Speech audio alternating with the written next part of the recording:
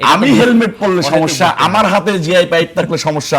বেগম রোকেয়া বিশ্ববিদ্যালয়ে দেখেন যে বহিরাগতদের, আমরা বলি নাই, না আপনি অবশ্যই আমি সমস্যার কথাই বলতেছি। আমি শুরুটা করেছি আপনারা বেগম রোকেয়া বিশ্ববিদ্যালয়ে আপনারা শত শত লোক হেলমেট পরে জিআই পাইপ হাতে নিয়ে, যেটা আজকেও ঢাকা বিশ্ববিদ্যালয়ের মতো জায়গায়, শহীদ মিনারের মতো জায়গায় আপনাদের হাতে শত শত এরকম অস্ত্র দেখা গিয়েছে। রবিউল ইসলাম নয়, যদি ছোট ছোট অনেকগুলো বিষয় আসছে, এর সাথে এইটা শুধু আমি যুক্ত করে দেই যে এই যে ধরেন এই যে গতকালকে তার আগের দিন পর্যন্ত বাংলাদেশের মোটামুটি ঢাকার এই 3 জায়গায় 3 ইউনিভার্সিটি, আপনার রোকেয়া বিশ্ববিদ্যালয়, কুমিল্লা বিশ্ববিদ্যালয়ের কথাও শুনলাম তার আগের দিন রাতের বেলা, এই যে যা ঘটলো, এই যে ধরেন ছাত্রদল ছাত্র শিবির, মাঝখানে আবার আপনারা ঢুকলেন, আবার বহিরাগত জামাতের লোকজন আমরা দেখেছি।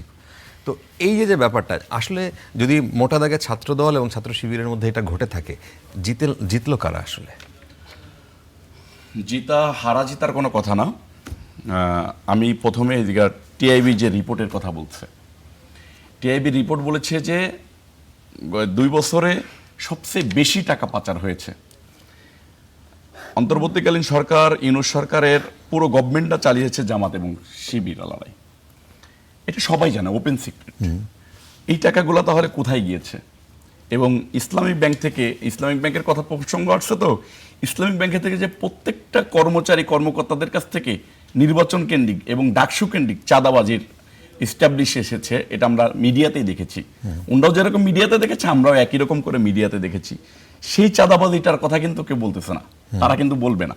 আচ্ছা ঠিক আছে, এই টপিকস আমি গেলাম, শত শত মিডিয়াতে দেখেছি। আচ্ছা বেগম রোকেয়ার কথা বলি, আমি হেলমেট পরলে সমস্যা, আমার হাতে জিআই পাইপ থাকলে সমস্যা। বেগম রোকেয়া বিশ্ববিদ্যালয়ে দেখেন যে বহিরাগতদের, আমরা বলি নাই, না আপনি অবশ্যই আমি সমস্যার কথাই বলতেছি। আমি শুরুটা করেছি আপনারা বেগম রোকেয়া বিশ্ববিদ্যালয়ে আপনারা শত শত লোক হেলমেট পরে জিআই পাইপ হাতে নিয়ে, যেটা আজকেও ঢাকা বিশ্ববিদ্যালয়ের মতো জায়গায়, শহীদ মিনারের মতো জায়গায় আপনাদের হাতে শত শত এরকম অস্ত্র দেখা গিয়েছে। সেটা নিয়ে কিন্তু আপনারা কোনো কথা বলেন না।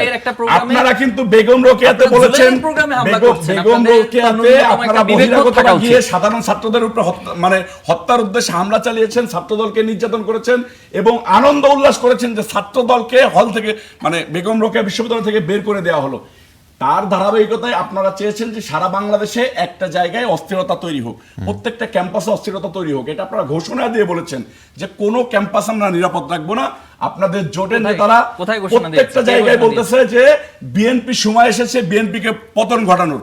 আপনারা হাসিনার সুরেই কথা বলেছেন যে বিএনপিকে আর একটা দিন, হাসিনা একটা সময় বলেছিল যে বিএনপিকে সরকারে একটা দিন ভালো থাকতে দিব না।